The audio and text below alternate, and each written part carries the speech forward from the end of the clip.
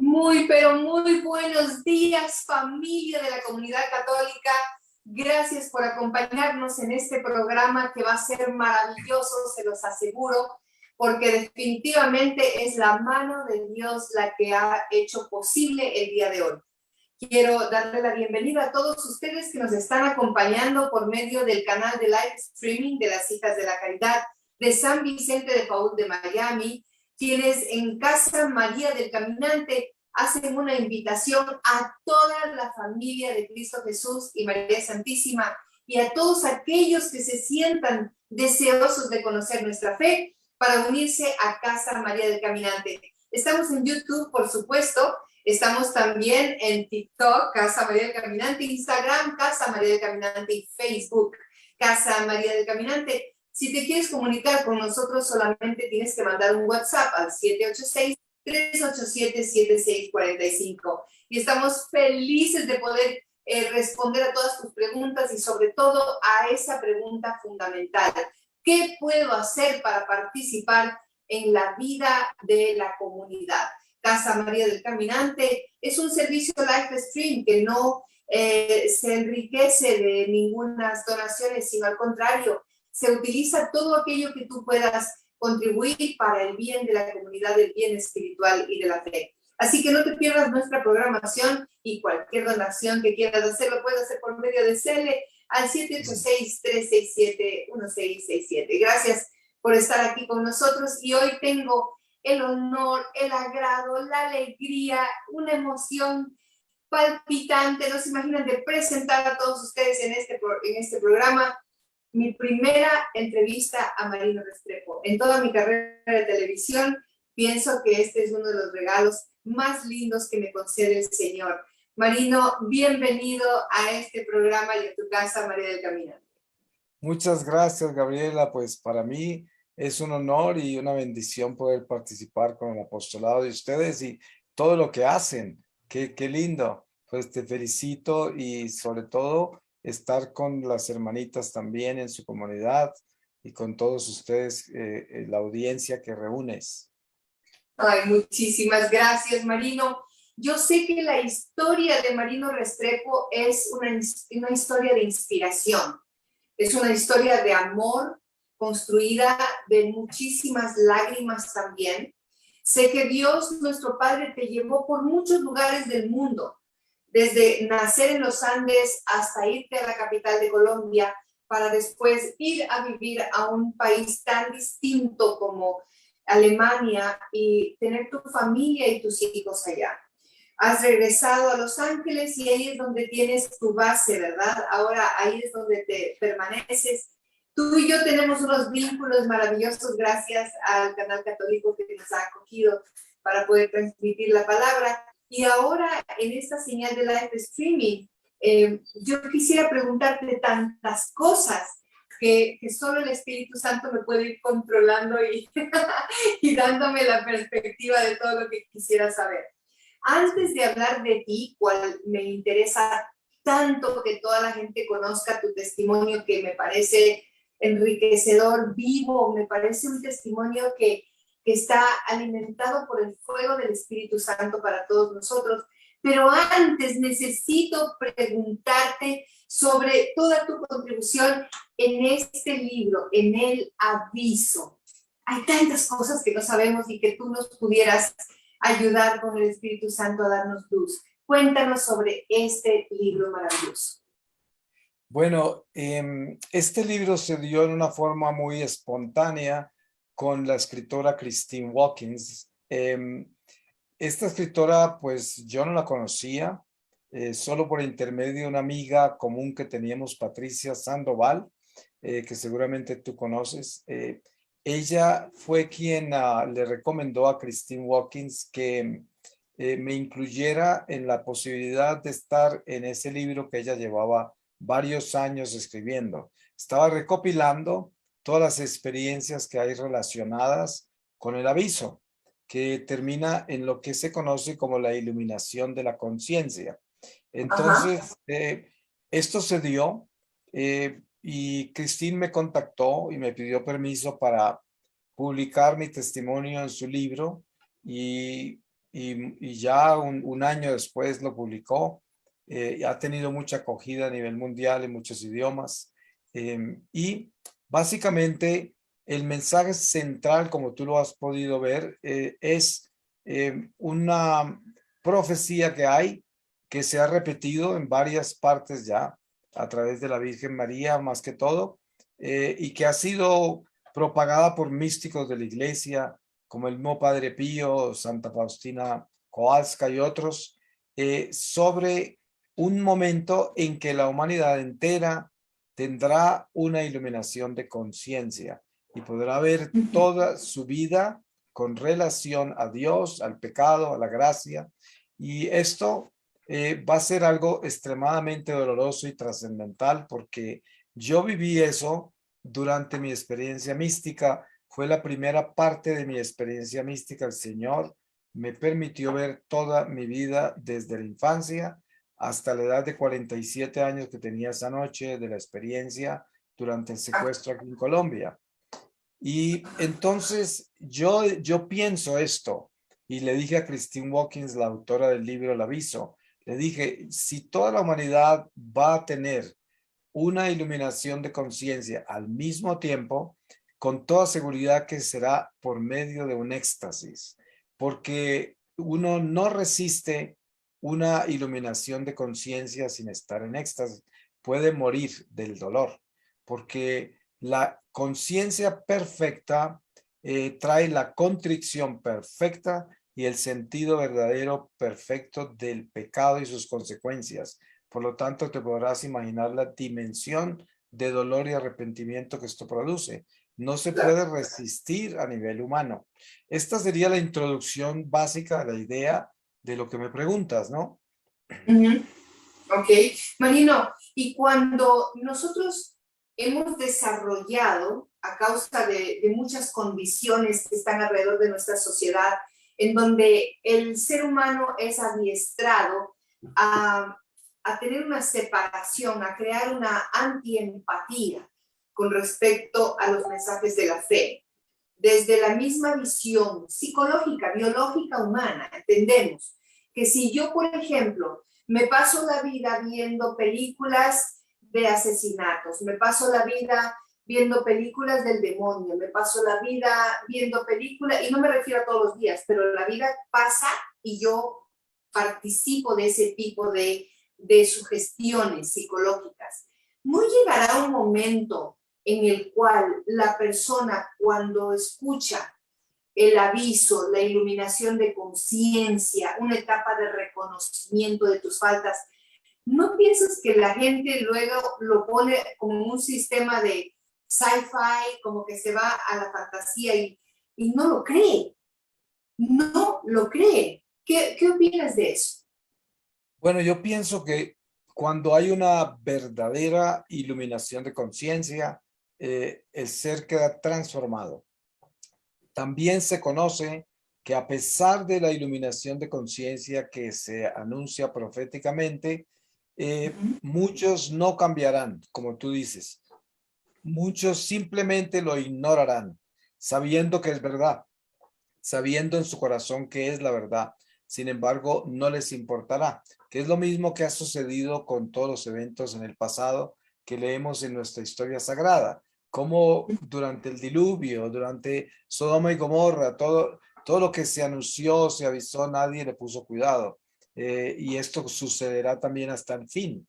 Así de que sí, como tú dices, hay gente que lo tomará simplemente como un evento más, pero no cambiará sus corazones. Tristemente, pero así es.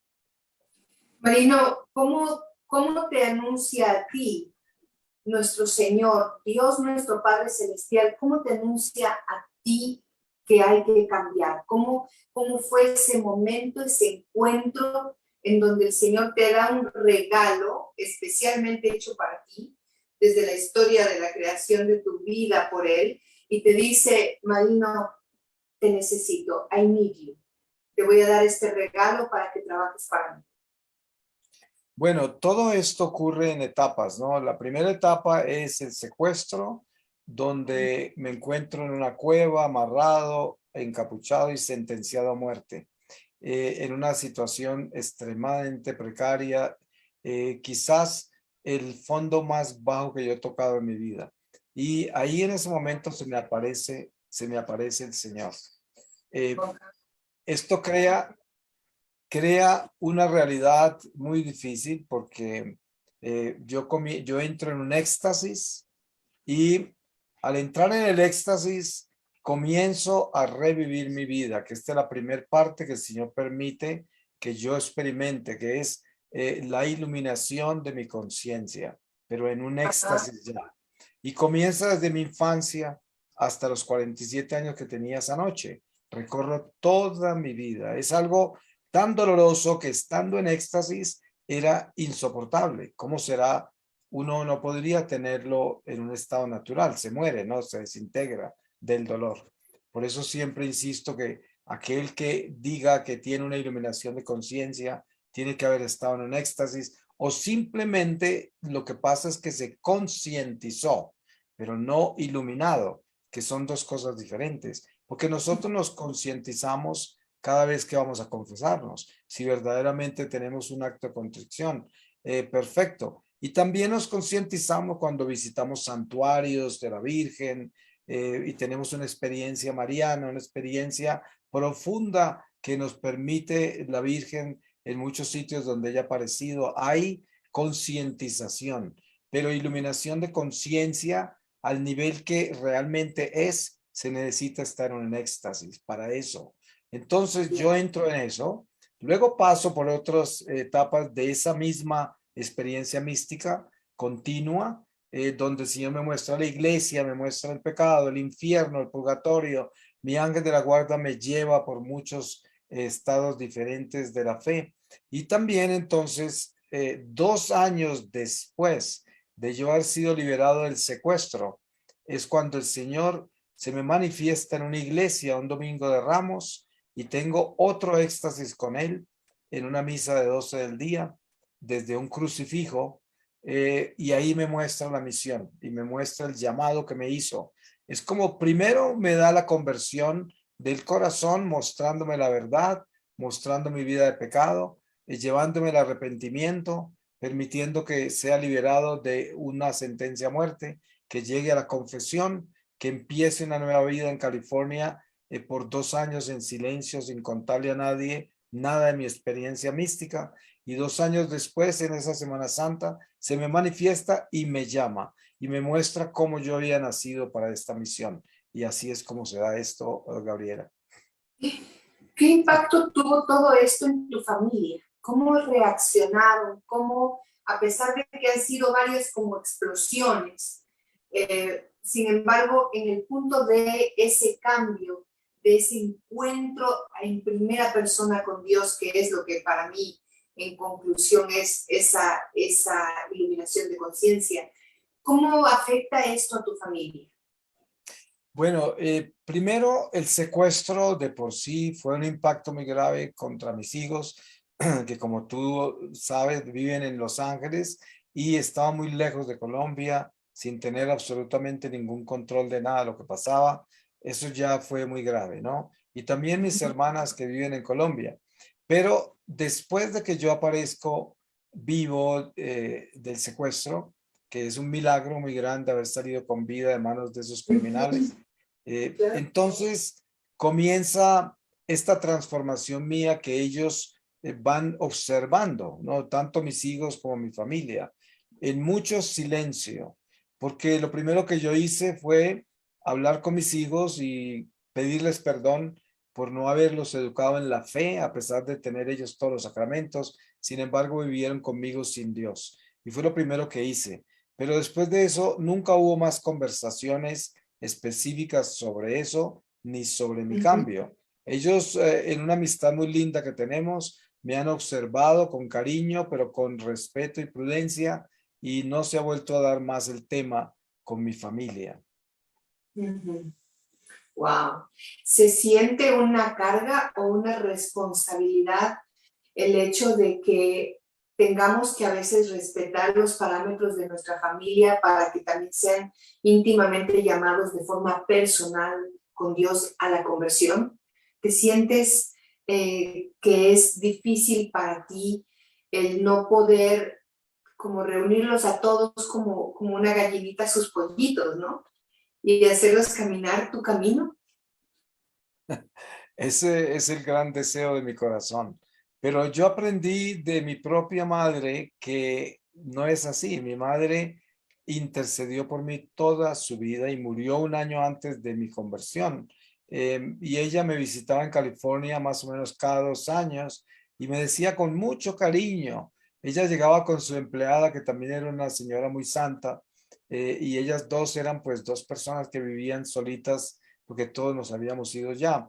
Y ella decía, mi hijo, yo no me impresiono con tu dinero ni con tu éxito. A mí me preocupa tu alma. Si sigues viviendo esta vida, no creo que te vayas a salvar. Me lo decía con cariño. A mí eso no me tocaba el alma porque yo era aquel engreído que pensaba que sabía todo y que la religión de mi madre era algo del pasado, algo anticuado. Entonces, pero aprendí de ella después de que yo viví la experiencia mística con el Señor y el Señor me mostró quién era mi madre y cuáles eran las oraciones de mi madre y qué alcance tuvieron.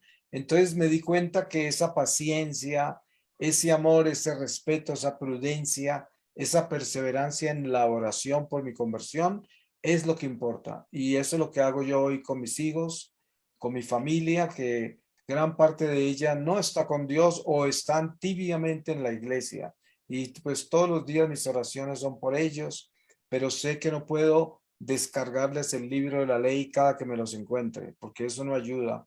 Yo a mis hijos les hablo de Dios cuantas veces puedo, pero no les estoy en un sermón corrigiéndoles su vida, sino que simplemente les doy ejemplo con la mía y les hablo con mucho cariño de la paz y el gozo que yo tengo. Bendito Dios. Qué importante lo que acabas de decir en este instante, porque le va a dar muchísima paz a los corazones de mamás o papás que se han convertido y que han encontrado en el camino hacia Cristo, han encontrado esa mamá como lo fue la tuya y la mamá de tu mamá, que es la Virgen, y cómo ella nos puede ir llevando con ese amor. Has dicho una frase clave para mí. No creo que puedas salvarte si sigues así. Esto es algo que lo voy a guardar en mi corazón y le voy a dar gracias a Dios por tu madre, porque acaba de escribir algo dentro de mí y te lo agradezco muchísimo, Marina. Cuando hablamos del aviso, hay personas que son más textuales y entonces de repente ya están comprando la comida, están comprando las velas de cera, están haciendo una serie de cosas que para otros son estados de locura, ¿sí? Técnicamente daría la impresión que sí. ¿Hasta qué punto tú crees que debemos realmente tomar ese tipo de acciones? Bueno, yo respeto mucho todo lo que consideramos la religiosidad popular y las emociones que tiene el pueblo con relación a todas estas profecías. Es respetable, ¿no? Son cosas que incitan el corazón a tomar medidas como esas. Y también vienen de algunas revelaciones muy privadas, ¿no? No aprobadas, pero que se deben respetar porque, como decía Gamaliel al Sanedrín sobre los apóstoles, es mejor dejarlos, que si es de Dios permanece y si no es de Dios desaparece. ¿Qué tal que estemos peleando contra Dios? Entonces yo la actitud que tengo es que yo respeto todo eso, pero si me preguntas a mí personalmente qué pienso, también con todo respeto doy mi visión, y es que la iluminación de conciencia sucede en un instante, porque eso sucede fuera del tiempo humano. Por lo tanto, un éxtasis será algo que nos saca del tiempo humano y nos da una catequesis profundísima de la verdad y que parece ser muy larga como mi experiencia mística, pero no ocurre en el tiempo. Entonces, cuando tú regresas a tu estado natural, parece que no hubiese pasado nada de tiempo, ¿no? Pero en realidad, en el eterno presente de Dios fue muy extenso. Entonces, después de que pase el aviso, que toda la humanidad viva eso, el hombre queda en el mundo tal y como estaba, ¿no? Entonces, para eso no hay necesidad de irse a esconder a ninguna parte. Esa es mi visión personal. No hay necesidad de guardar nada, de buscar nada, de prepararse con nada. Lo que hay que hacer es no concentrarse en las cosas externas, sino en lo interno. Lo que hay que hacer es, en vez de preparar tanta cosa externa, preparar el corazón. Eso es lo que yo siempre le advierto a la gente. Mi experiencia mística y mi relación con Dios desde entonces, que esto ocurrió hace 24 años y llevo 22 años de misionero, es que lo único que realmente trae una verdadera trascendencia a nuestra vida y un cambio es la preparación interior del corazón de nuestro ser. Eso es más importante que las velas, que el aceite, que las uvas, que el refugio. Es más importante el corazón, porque uno puede irse a donde quiera, tener cuantas velas tenga, pero si el corazón no está preparado, de nada le sirve eso. Entonces, hay que empezar por dentro de nosotros. Yo creo que el refugio más grande que nosotros debemos tener son los dos corazones, el Inmaculado Corazón, el Sagrado Corazón. Ese es nuestro refugio. Usted quiere irse a un refugio, váyase hacia allá, al refugio de Jesús y de María, y su corazón que esté en ellos, unido a ellos, y en esa forma nada nos tomará por sorpresa, todo será dentro de la voluntad de Dios y el aviso nos iluminará lo suficiente para tener una conversión radical, total del corazón. Fantástico, lo entendí clarísimo y estoy segura que la gente también acaba de dar ese paso de comprensión. Pero ¿qué pasa con los 3 días de oscuridad? Esta es la pregunta obviamente inherente a la respuesta que acabas de dar. ¿Cómo damos el paso hacia los 3 días de oscuridad? Bueno, lo que sucede es que la interpretación mística de los eventos sobrenaturales hay que tenerla muy cuidadosamente en el corazón de la revelación, que quiere decir, las cosas sobrenaturales no ocurren sobre un plano natural y no actúan en lo natural, sino en lo sobrenatural. Entonces la discusión es, ¿acaso los 3 días de oscuridad son 3 días en el que el sol no brilla, en el que es solo noche y de que es una niebla espesa que no se debe traspasar ni caminar en ella, sino que hay que encerrarnos y no abrir las ventanas y todo esto como está profetizado? Sí, pues todo eso es verdad, pero son profecías. San Pablo dice, todo pasará. Las profecías también pasarán porque las profecías también son imperfectas, dice San Pablo. Y la razón por la cual dice que son imperfectas es porque miren ustedes la profecía de Jonás en Nínive. Es una profecía imperfecta porque él anunció la destrucción de la ciudad y el pueblo se arrepintió y Dios cambió y no los destruyó. Eso es lo que se llama una profecía imperfecta, ¿no? Porque se anunció, pero no se dio. Entonces, todas estas profecías que están anunciadas como los 3 días de oscuridad pueden terminar imperfectas, como puede que se den. Por eso uno no puede simplemente estar completamente enfocado en los 3 días de oscuridad y vivir en torno a eso. Eso no se puede. Hay que tener todo eso como María guardaba todos los misterios en su corazón. Eso se llama la prudencia de las cosas que Dios maneja, solo Dios. Porque todo esto, las profecías de los 3 días de oscuridad, del aviso, está en manos de Dios y Él es el único que decide si esas cosas realmente se dan o no, aunque la hayan anunciado sus profetas. Porque ya vemos, por ejemplo, lo que ha sucedido con muchos de los anuncios de los profetas. De repente Dios cambió de idea y por eso Jonás estaba tan bravo con Jesús, con Dios, porque ya había, estaba todo disgustado. Es que es muy curioso ese pasaje, es muy lindo.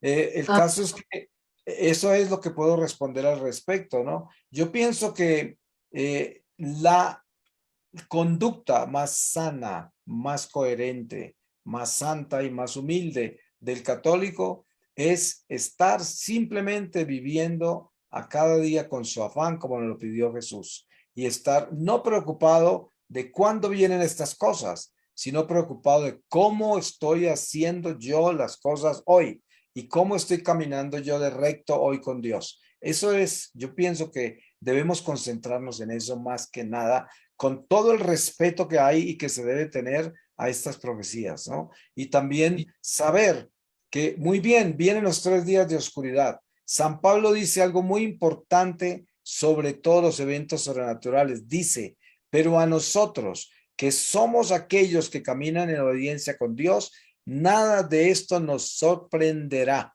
sino que siempre tendremos el aviso seguro para estar preparados. Así de que el pueblo de Dios que camina en obediencia nunca es sorprendido por los eventos, siempre se le anuncia y se le anuncia exactamente a tiempo. Así que no debemos estar preocupados por eso. Yo le digo a la gente, vivan una vida libre, libre, sin miedo, sin preocupaciones, si están en gracia de Dios. Y eso no quiere decir que el sufrimiento no va a venir, la prueba, las guerras, el hambre, los desastres naturales, todo eso ocurrirá. Pero si estamos en gracia, pues que viva uno lo que tenga que vivir, pero lo vive en paz. Increíble, claro que sí, Marino, te entendemos perfectamente y le doy gracias a Dios de que esta entrevista está siendo grabada y que va a quedar en el internet para que las personas puedan regresar a las palabras y escucharlas, porque sí me parece que es necesario que la conciencia también sea un trabajo de tarea.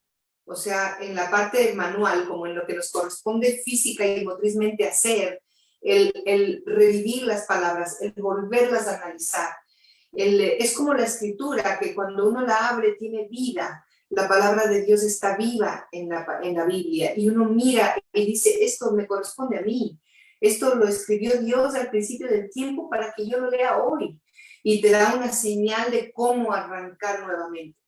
Pero individualmente, como personas, Marino, como personas que deseamos hacer el bien después de nuestras conversiones, que sin duda alguna han sido distintas, pero igualmente impactantes.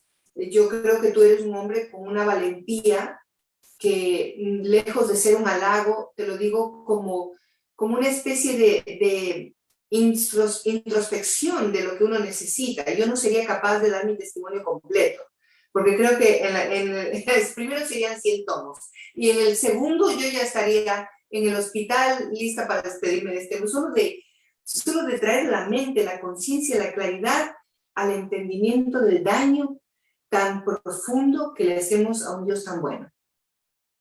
Sin embargo, ¿no sientes, Marino, algún día que te cansas, que ya te cansas respecto a todo lo que hagas de ese amor con Cristo, ese enamoramiento con Cristo, pero que miras el mundo y te cansas?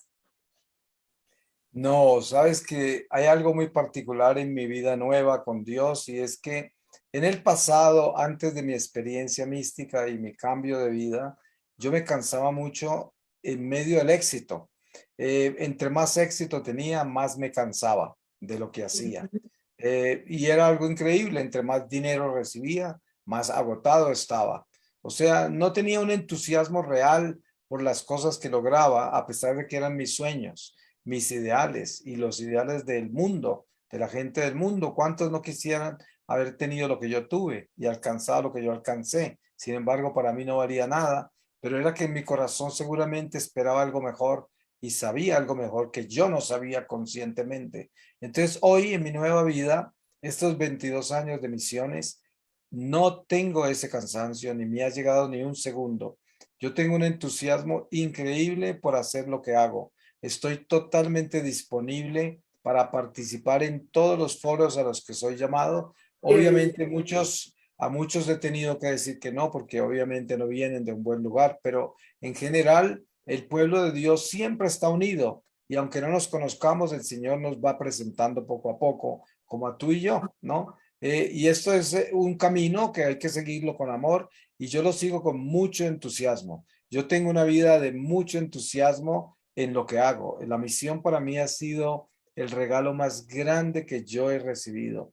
He visitado más de 120 países en todos los continentes y tengo el deseo de ir hasta los últimos rincones si es que Dios me lleva, porque eso es lo que quiero, ¿no? Y me Y yo, siento muy entusiasmado. Marino, me voy a ir contigo a los últimos rincones. Yo quiero seguirte, quiero ver lo que haces. Marino, ¿estás listo para morir? No, pues realmente yo le pido al Señor siempre que me dé un poquito más de tiempo, porque yo viví una vida tan decadente por 47 años que yo le pido al Señor que me dé todo lo que más pueda para reparar, para enmendar toda mi vida, para poder hacer todo lo que más pueda por decirle a la gente lo importante que es ser de Dios sinceramente y convertir nuestra vida a la luz, gritarlo desde los tejados. Y yo pienso que es una necesidad muy grande que tengo dentro de mí. Por eso no es que no esté preparado para morir porque tengo miedo de condenarme. Eso ya no existe en mí. Pero sí pienso que puedo continuar y reparar mucho más si continúo con vida, si es que Dios lo quiere. Pero al mismo tiempo, yo estoy muy abandonado en la voluntad de Dios y Él es el único que sabe cuándo termina todo esto para mí. Qué belleza.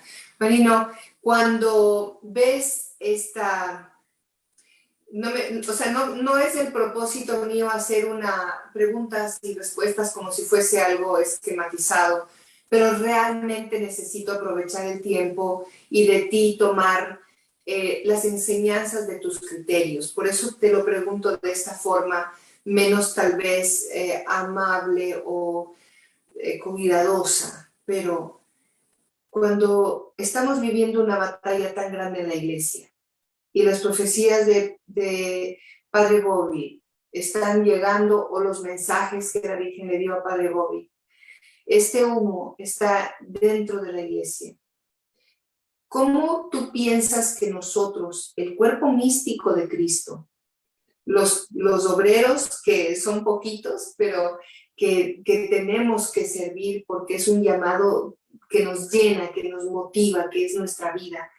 ¿Cómo funcionamos? ¿Cómo actuamos después que está ocurriendo una realidad que nos parte el alma? Pues Gabriela, cuando yo comencé mi apostolado en el año 99, traía ese celo que trae uno en la luna de miel con Jesús, la entrada, el regreso a ese tesoro que es la iglesia y el celo, exhortando a todos, mirando el pecado en la gente y esto. Y claro, cometí muchas imprudencias y cosas que uno va aprendiendo como como cierto, el cachorro, ¿no? El cachorro. En una oportunidad tuve una experiencia con el Padre Pío en el norte de Gales, en el Reino Unido, donde teníamos una base de nuestra misión por varios años, y es un santuario del Padre Pío. Y en una experiencia que tuve con el Padre Pío, me dijo, no te olvides, porque yo estaba muy atormentado por un error que había cometido de imprudencia con unas señoras de mucha edad, ¿no? Escocesas. Y lloraron, y yo me di cuenta que era imprudente lo que yo había hecho. Entonces está muy arrepentido a los pies de una estatua del el Padre Pío, muy grande, muy linda, y con la cual oraba yo mucho, y el Padre Pío se me manifestó solamente a través de sus ojos que se movieron, ¿no? Parpadearon y me dijo, no te olvides, tú eres un cachorro de león. Entonces yo me puse a meditar sobre eso tanto, y entendí. Sí, el cachorro es loco, el cachorro se quema, el cachorro se mete en problemas, el cachorro todo, pero es cachorro de león, ¿no? Entonces, porque somos del león de Judá, ¿no? Claro. Cachorros del león de Judá. Y entonces, pues todo eso, cuando entré a la iglesia, era el cachorro, ¿no? Que hacía toda clase de cosas que eran imprudentes y que eran reales, porque me iba atrás de los errores de la gente, de las herejías, de todas las cosas horribles que pasan en la iglesia. Pero he terminado entendiendo, Gabriela, que Jesús dejó a Judas hasta la última cena no en vano. Fue una catequesis para la iglesia, para mostrarnos que la iglesia es humana, imperfecta y que siempre veremos cosas espantosas en la iglesia, porque el diablo no está en los prostíbulos, el diablo está en los lugares donde está el pueblo de Dios, que es donde está su pesca, ¿no? Entonces, hay cosas muy graves en la iglesia y las sabrán hasta el regreso de Jesús. Pero nosotros no debemos escandalizarnos, nosotros no debemos perder la fe, nosotros no debemos desanimarnos de ninguna manera, sino santificarnos. Yo digo, una enseñanza que yo recibí del Santo Cura de Ars también en una experiencia que tuve con él fue esto: cada que te encuentres con algo malo en la iglesia, dale gracias a Dios porque te está empujando a santificarte. Porque lo único que puedes hacer por la iglesia, en las cosas que están mal en la iglesia, es tu santificación. Porque un santo puede hacer cosas muy grandes. Por lo demás, no vas a contribuir en nada si estás simplemente observando, juzgando, murmurando en el corazón y asociándote con otros para sacar los trapos sucios al sol de la iglesia. Y esa es la actitud que yo he tomado. Nítida. Me encanta, ¿ves cómo es tan importante ir así con las preguntas que nos van a fortalecer espiritualmente ahora que nosotros estamos contigo como tus pupilos?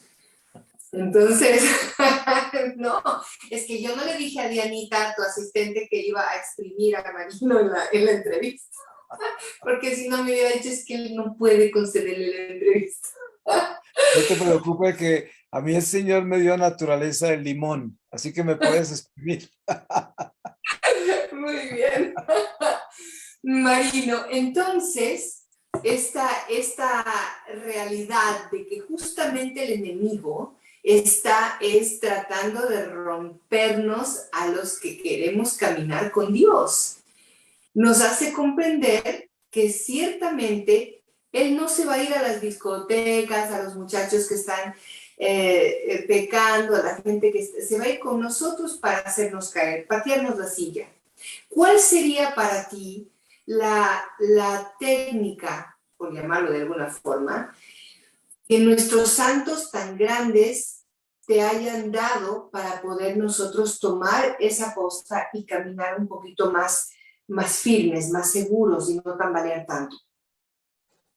Pues yo pienso que todo lo que realmente importa para que nosotros alcancemos una fortaleza real para defendernos del maligno y defendernos del mundo y defendernos de nuestras propias debilidades es una conversión sincera de corazón, una decisión interior con todas las fuerzas de nuestro ser que determina el rechazo total al pecado, el rechazo total a toda la vanidad del mundo, el rechazo total a todas esas carencias que hay en nosotros causadas por nuestra desobediencia, que solamente manifiestan los pecados capitales en nosotros, que son los 7 demonios o legiones que atacan la ley de Dios. Y entonces, teniendo eso en vigilancia permanente, estamos fortaleciéndonos y creciendo espiritualmente. Es de la única manera, pero siempre teniendo una regla, y la regla es: hay que enfocarnos en nosotros primero, siempre.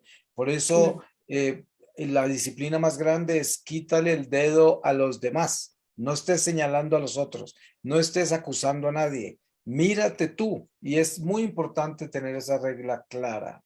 Cuando uno ve a una persona que asesinó, que es un terrorista, que es un impuro, que quién sabe cuántas cosas, uno debe quedarse en silencio mirando sus pecados, para los pecados propios, para que uno tenga compasión.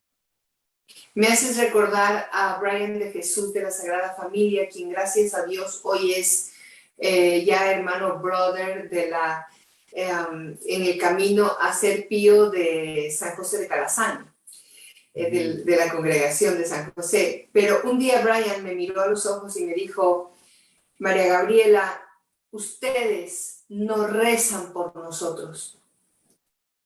Pero enojado, enojadísimo. Y se refería al mundo, a la gente que no ora por nosotros. Dice él, nos dejan como a la deriva. No hay ese compromiso de oración que nos permita fortalecernos más. ¿Qué piensas de eso? ¿Crees que ese asesino, ese terrorista, ese hombre totalmente endurecido en el Islam, todas estas personas es tan así, también tenemos una responsabilidad propia nosotros. Sí, eso es verdad. En una oportunidad en el norte de Irlanda, en Belfast, Ajá. estaba yo muy confundido. Esto fue muy temprano en mi apostolado, sobre los protestantes del norte de Irlanda y los asesinatos contra los católicos. Todo esto tan horrible. Y en el Santísimo el Señor me mostró con mucha claridad que el protestantismo era una herida de la Iglesia Católica por donde sangraba y que eran consecuencias de los pecados de la iglesia. Entonces, me pedía que orara mucho por ellos porque era un cuerpo cristiano que había perdido la gracia de los sacramentos y por lo tanto con ese solo sacramento del bautismo caminaban y con la palabra, porque por eso se conocen como solo Biblia. Y ahí entendí lo que es la intercesión. Se trata de que la vida nuestra intercesora es una vida reparadora, porque entre las cosas que el Señor me ha revelado, me reveló que nosotros como católicos somos instrumentos eucarísticos de reparación. Por lo tanto, por medio de la Eucaristía, nuestra vida de santidad, nuestras oraciones, evitamos muchos males en el mundo. Muchas personas que pudieran estar haciendo algo espantoso con nuestra comunión, con nuestra confesión, con nuestro amor, puede detenerse ese pecado. Así de que muchos males en el mundo se detienen con las acciones buenas nuestras. Perfecto, entendidísimo. Marino, y cuando se trata de, yo tengo una inspiración y yo quiero servir a Dios, pero cuando las cosas no me salen bien, entonces tengo una reversa. Le pasa a muchos ministerios, le pasa a muchas personas. ¿Qué te dijo a ti el santo cura de Ars para poder ser perseverantes en las misiones? ¿Te dijo algo que nos pudieras transmitir?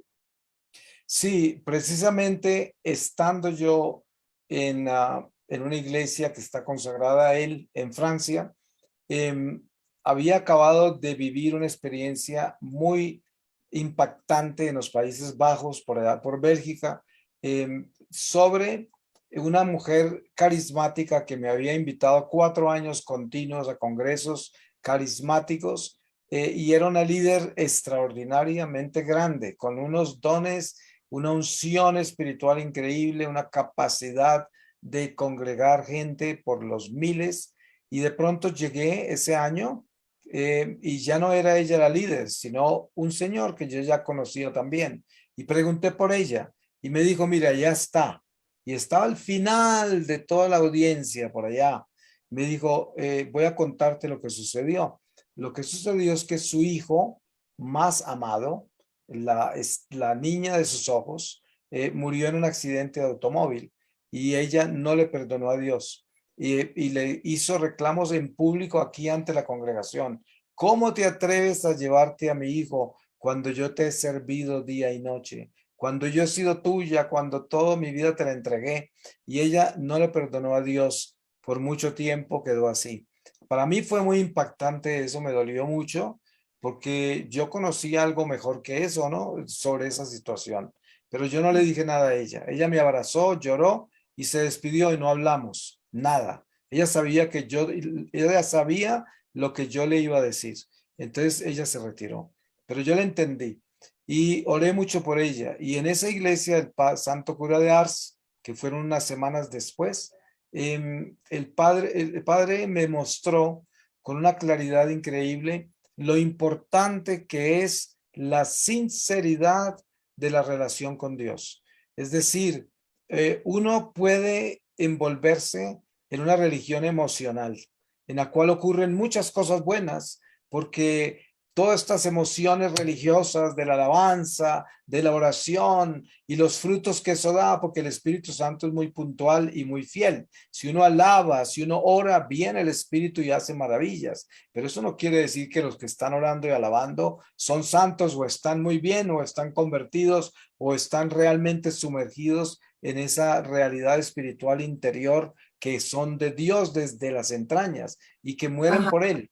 Entonces, ahí me mostró el santo cura que la intercesión tiene que ver con la raíz de nuestra relación con Dios.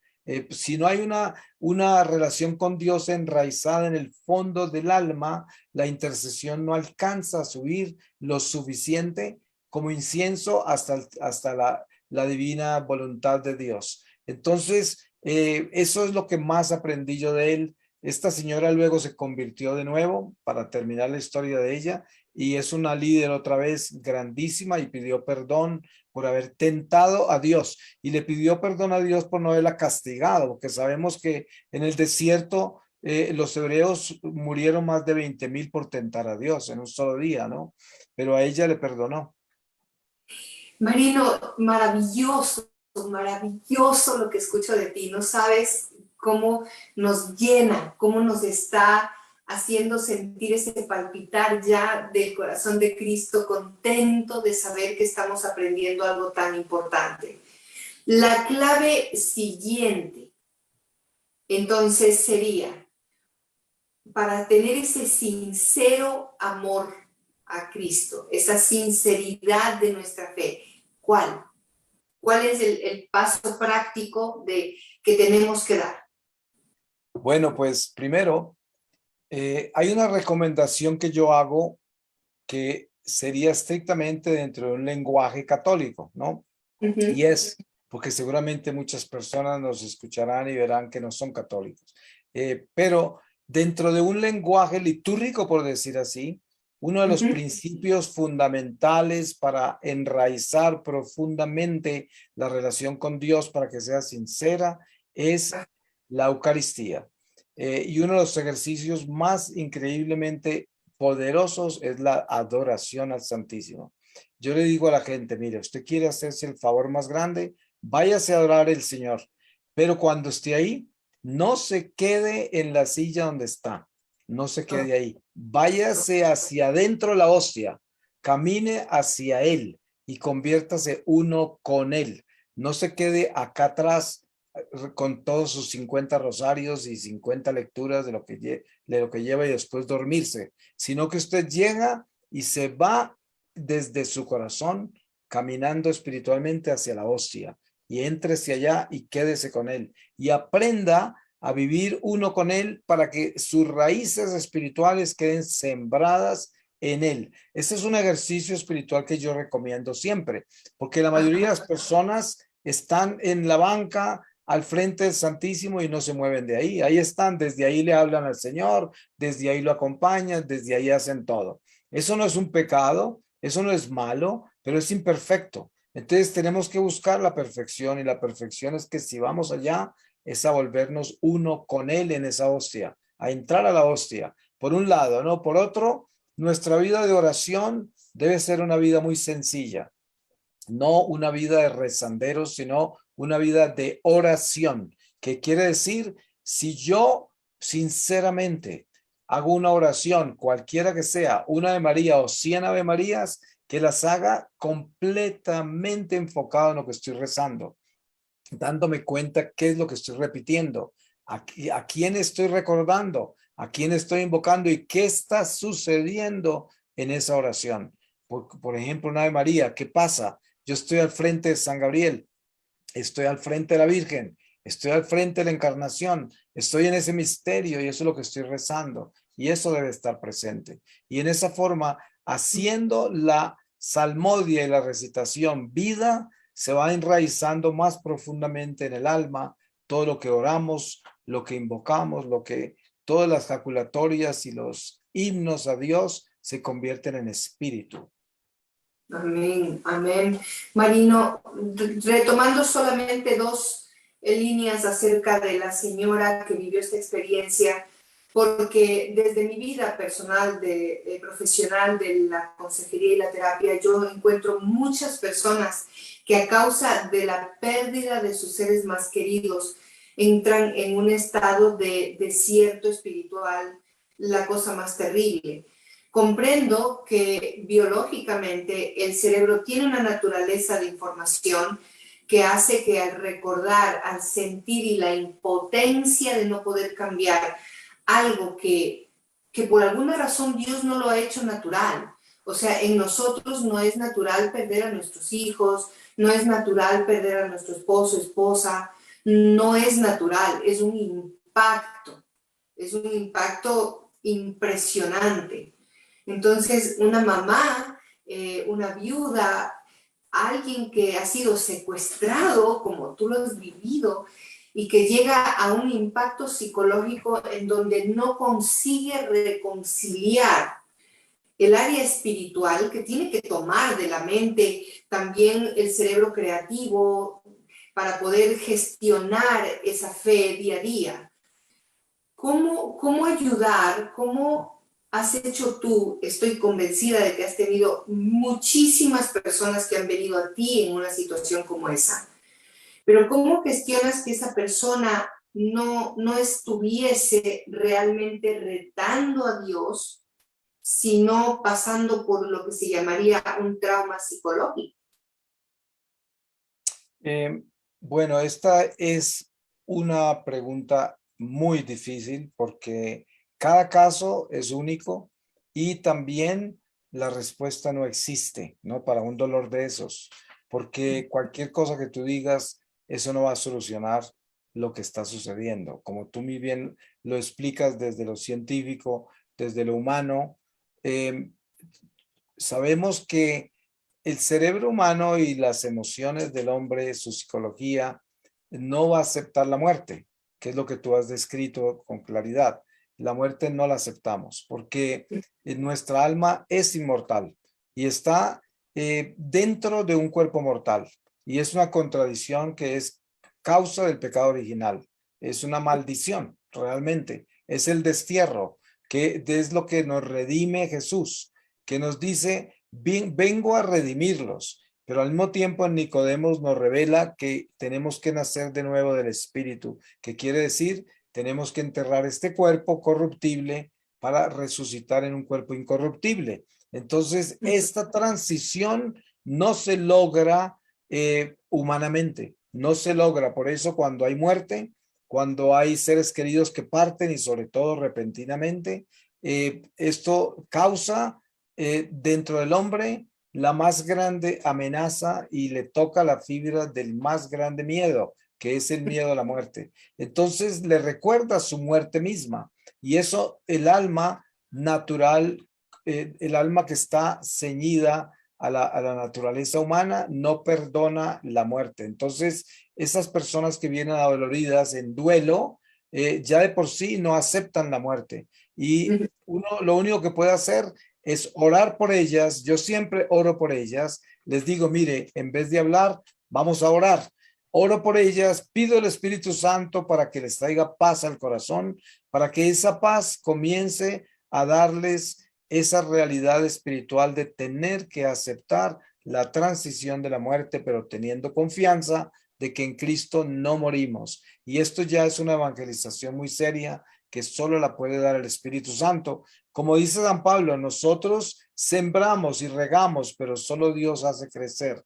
Entonces, en un ser así que está atormentado por una pérdida tan grande, uno ora con ellos y le pide a Dios que les ayude a entender lo que es Cristo y lo que es la promesa de que no moriremos. Y eso es lo que uno siembra en ese corazón, generalmente en silencio, durante la oración que se hace por esa persona, porque las palabras no alcanzan para una situación de esa. Eso he descubierto yo.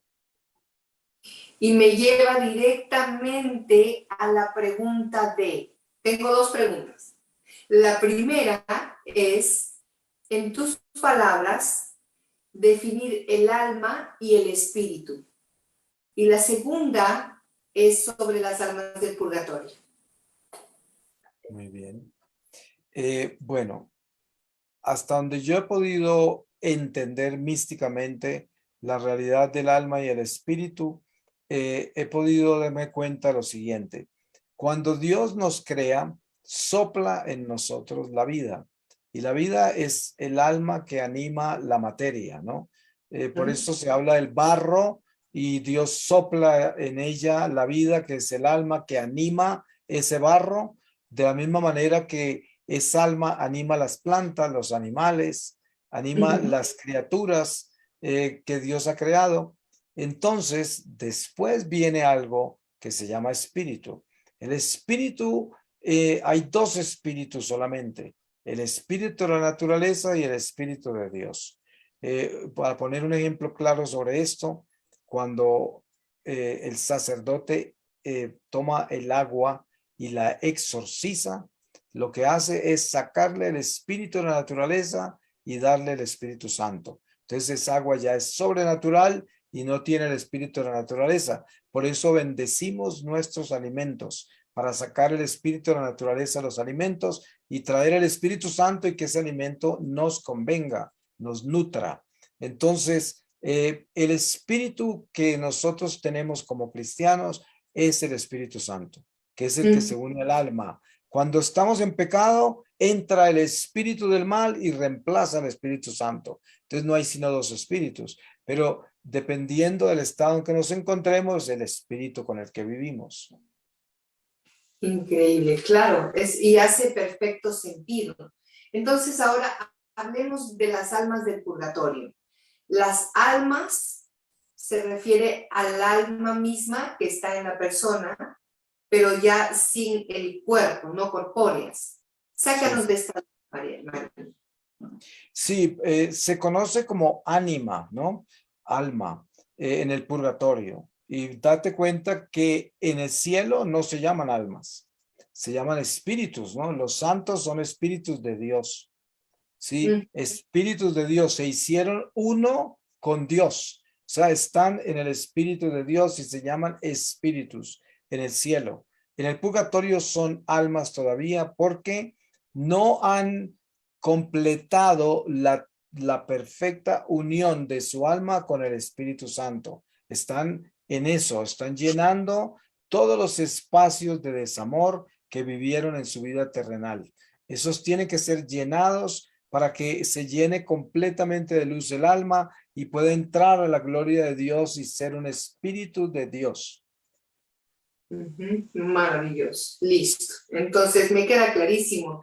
Y si me queda claro, significa que le va a quedar claro a todo el mundo, porque nuestras mentecitas, cuando yo tengo un principio de trabajo y que es, para poder enseñar tienes que ser un buen alumno.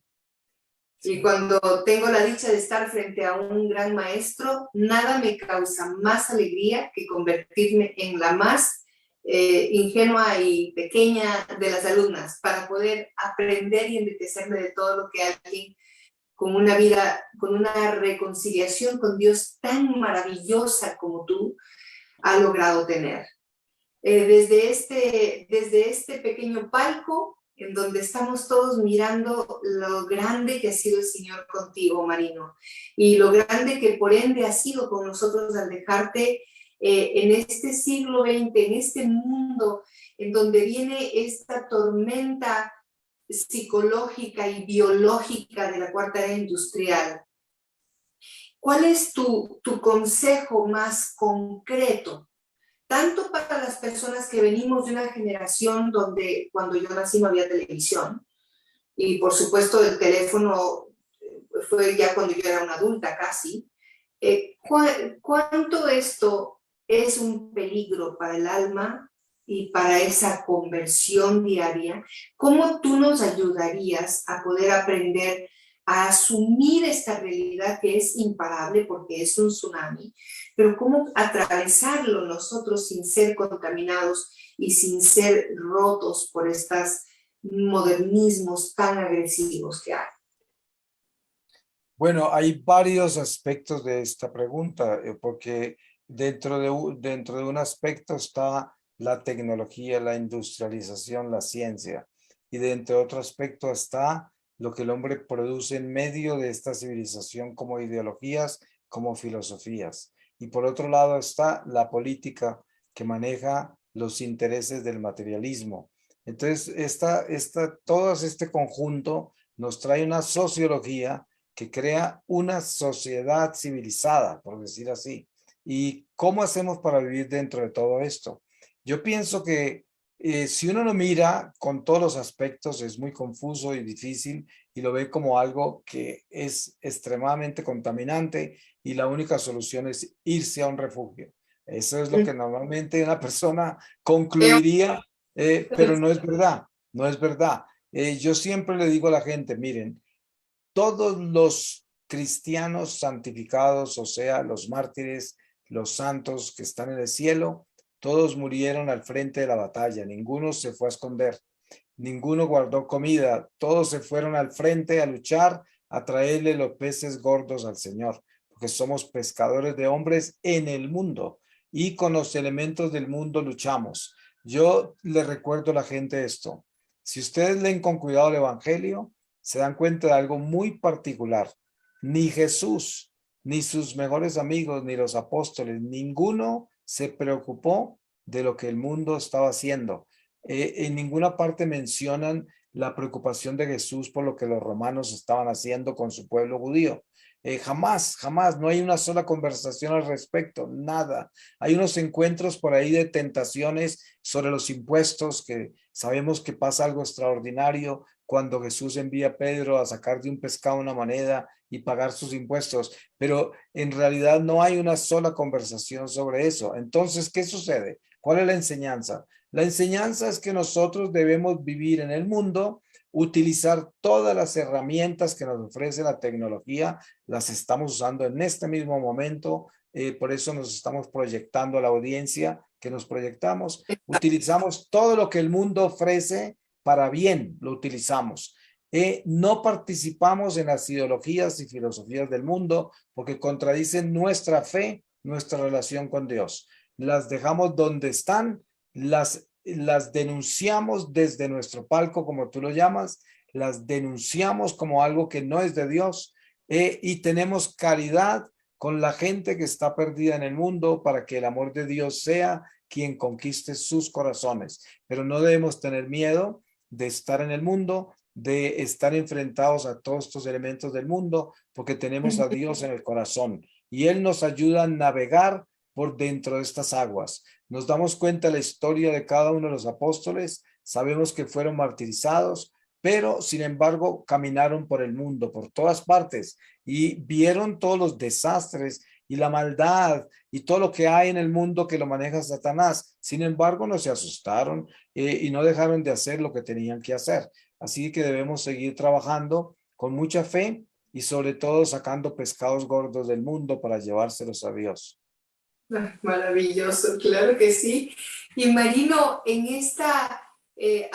me toca aprovechar este momento, ya que nos has llevado con tanto amor y con tanto cariño hacia esta plática de paz, porque lejos de parecer una entrevista y vamos a hacer este programa, esto ha sido una plática de paz, nos has llevado a la paz, a ese camino, nos dejas ver el futuro cercano de una forma diferente, y eso es maravilloso, ya lo consideramos un regalo de tu parte para nosotros.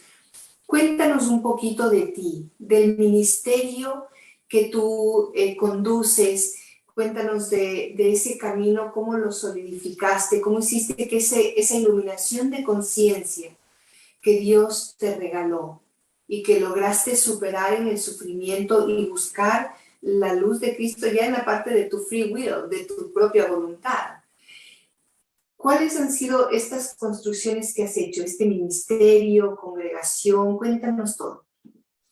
Bueno, yo comienzo este camino misionero dejando mi vida artística en el año 99 por una revelación del Señor.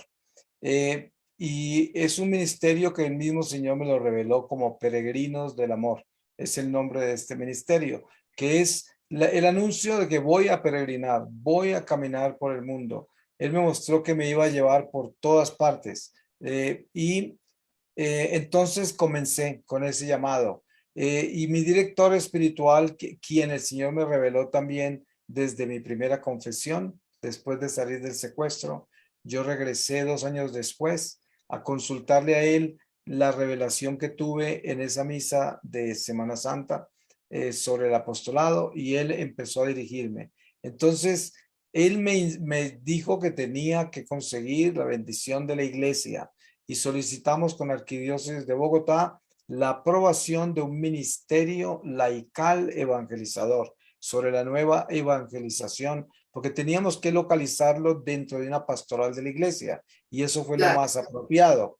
Entonces, duró 7 años todo ese proceso, pero me aprobaron en el año 2011 con derecho canónico, el Tribunal Eclesiástico de Bogotá, y oficialmente pertenezco a la Arquidiócesis de Bogotá como misionero laico, y como comunidad tenemos estatutos para comunidad religiosa, sacerdotal, para colegios, para muchas cosas, pero no hemos llegado a eso. Estamos en la parte de evangelización laical, y he estado entonces con este ministerio enviado desde la arquidiócesis, por decir algo, porque así sería, se consideraría eclesiásticamente, enviado a muchos países.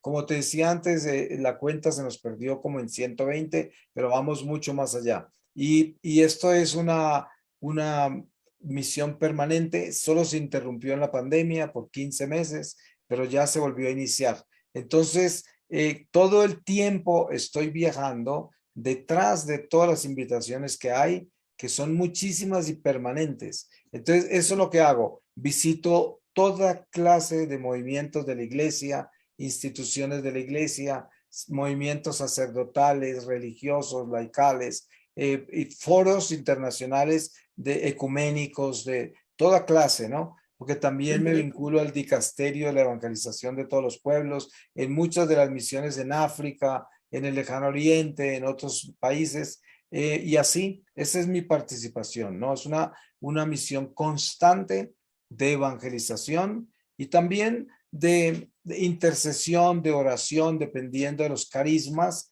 con los cuales participo, ¿no? Ajá, maravilloso. Y hay una forma en que las personas puedan conocer mejor este movimiento.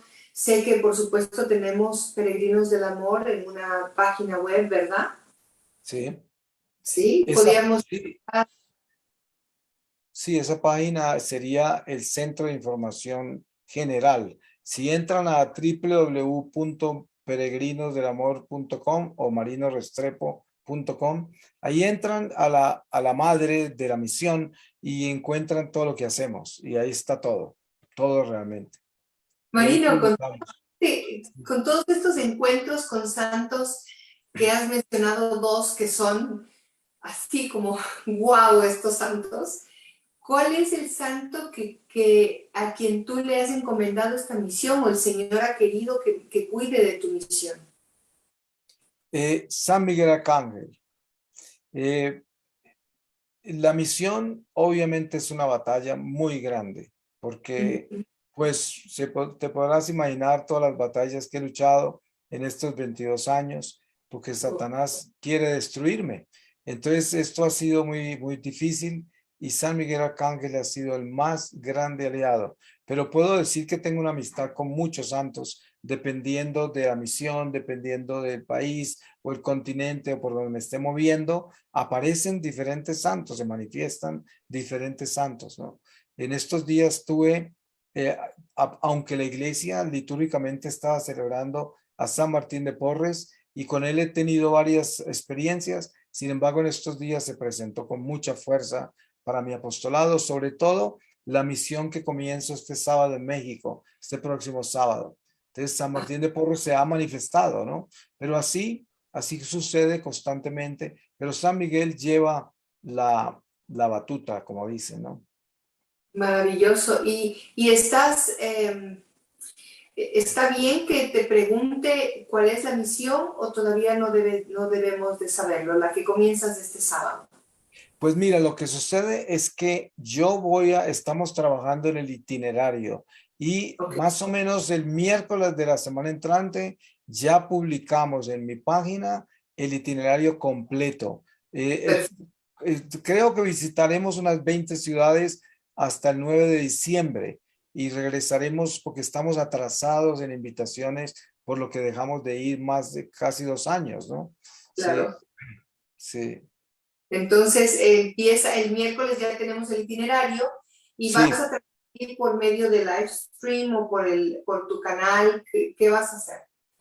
Bueno, yo tuve un tiempo en el que estuve transmitiendo en vivo mis charlas internacionales, pero resulta que hay tanto problema con internet y con las transmisiones que decidimos no hacerlo más. Ya no transmito en vivo, sino que voy publicando poco a poco las charlas de las misiones, para que queden mejor presentadas y no hayan todas esos errores de transmisión por las carencias de internet. Entonces, ya no transmito en vivo las charlas. Eso que algunas iglesias, por ejemplo en San Luis Potosí, en una iglesia donde voy a estar, van a transmitir en vivo. O sea que eso ya no está bajo mi control, ¿no? Pero así, normalmente yo no lo hago, pero sí publico todas las charlas de la misión a medida que voy misionando. Las publico, pero ya las publico muy bien editadas, ¿no?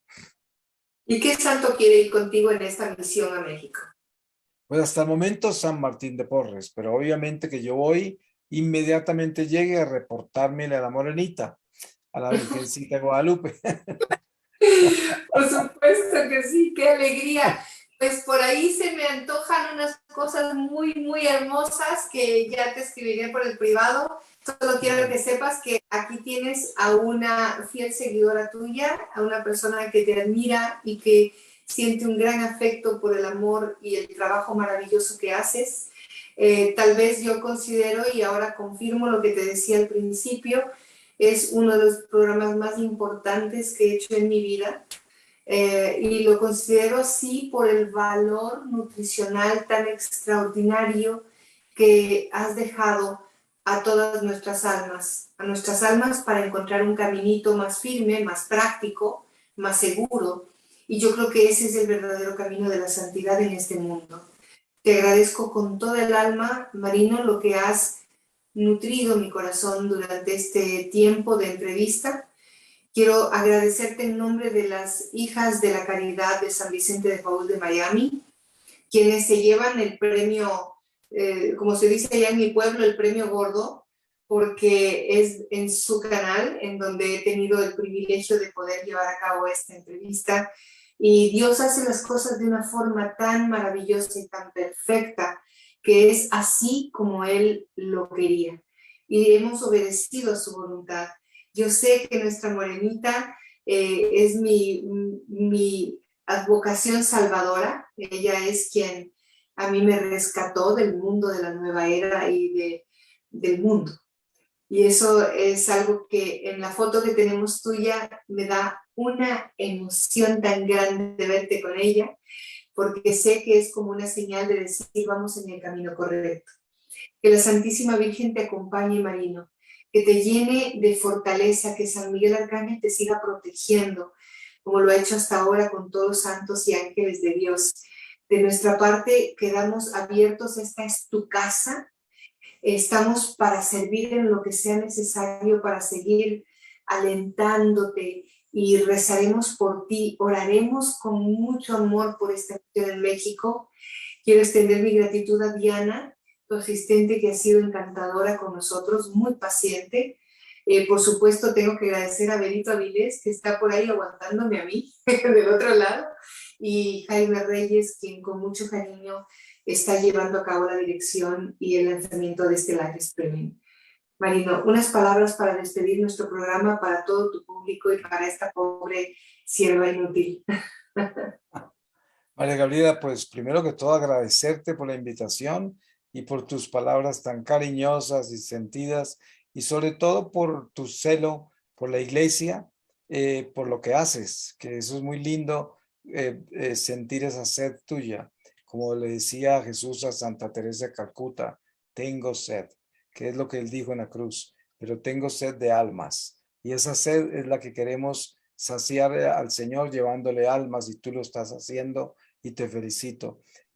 Pues quiero decir que para mí es una oportunidad muy grande cada vez que podemos reunirnos a hablar de Dios, cada vez que podemos reunirnos a hablar de nuestra salvación eterna, cada vez que podemos reunirnos para descubrir cómo podemos ser mejores personas, cómo podemos darle luz a este mundo de tinieblas, cómo podemos ser esperanza y paz y gozo. Y eso es lo importante. La invitación es a eso, a vivir así, a vivir sin miedo, con esperanza, no dejarnos agobiar ni abrumar por los eventos del mundo. Hay mucho terrorista en la iglesia, terroristas religiosos que viven sembrando el miedo con mensajes catastróficos y con conspiraciones absurdas, pero yo le invito a la gente a no vivir así, Nosotros somos hijos de Dios, hijos de la esperanza, y vivimos sin miedo y con una fe muy grande que nos dice, no estamos solos y vamos para casa. Maravilloso, Marino, gracias. Reza por favor por todos nosotros para que sigamos también tus huellas, tus pasos para ir hacia Cristo Jesús. Un abrazo inmenso, nos vemos prontísimo. Gracias de todo corazón una vez más y a cada uno de ustedes, amigos, amigas, hermanos y hermanas en Cristo Jesús y María Santísima, gracias por habernos acompañado. Tenemos el reprise de este programa la próxima semana porque lo queremos volver a ver y poder aprender y nutrirnos de Marino Restrepo. Marino, que Dios te bendiga y cuando ustedes, amigos y amigas, quieran encontrarse con él, lo único que tienen que hacer es encontrar Peregrinos del Amor en el internet. Él está ahí para responder a todos nosotros. Gracias, Marino. Un abrazo. Dios te bendiga, mi hermano querido. Amén. Gracias. Bendiciones.